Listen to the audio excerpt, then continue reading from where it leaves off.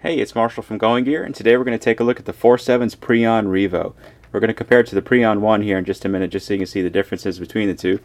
We'll start off by opening it up, see what we have on the inside. Pull that out.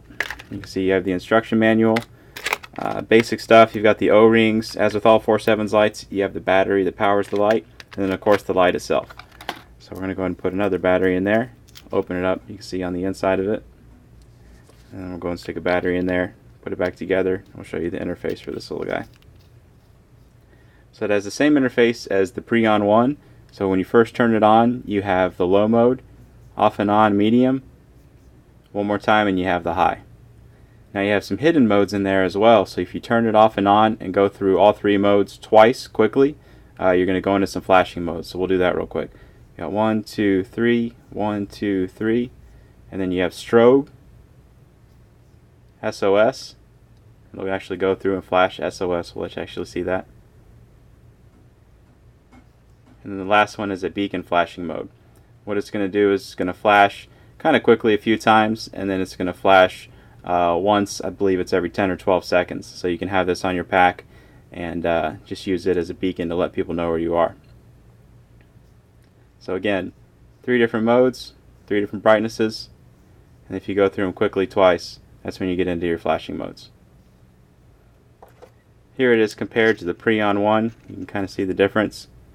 Lined up end to end. The Preon ReVO is actually slightly shorter than the Preon 1. You can see it has a more substantial keyring attachment, so if you're going to use it on a keyring instead of a pocket clip, the ReVO is definitely the way to go. Has some knurling on there so you can get a nice good grip on it, and has a slightly smaller head and a different LED in there.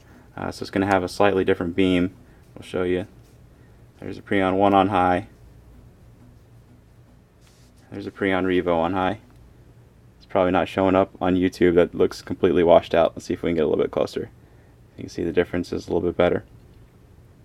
As you can see, well actually you probably can't see, but the Preon 1 has a little bit more diffused beam. The Preon ReVO is a little bit more concentrated. So we're going to go ahead and take the Preon ReVO outside, and we'll see how the little guy does outside. Alright, we're out here with the Preon ReVO, and we're going to be comparing it to the standard 4D mag light that I always use. So let's try that mag light first. There's a little bush that's about 15 feet away, a tree that's about 100 feet away. You can see it does okay. It's not a bad light, it's just kind of big and bulky and cumbersome.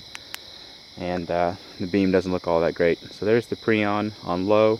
You guys probably can't see anything. I can kind of see what's going on. You're not really supposed to be able to see far away with the low.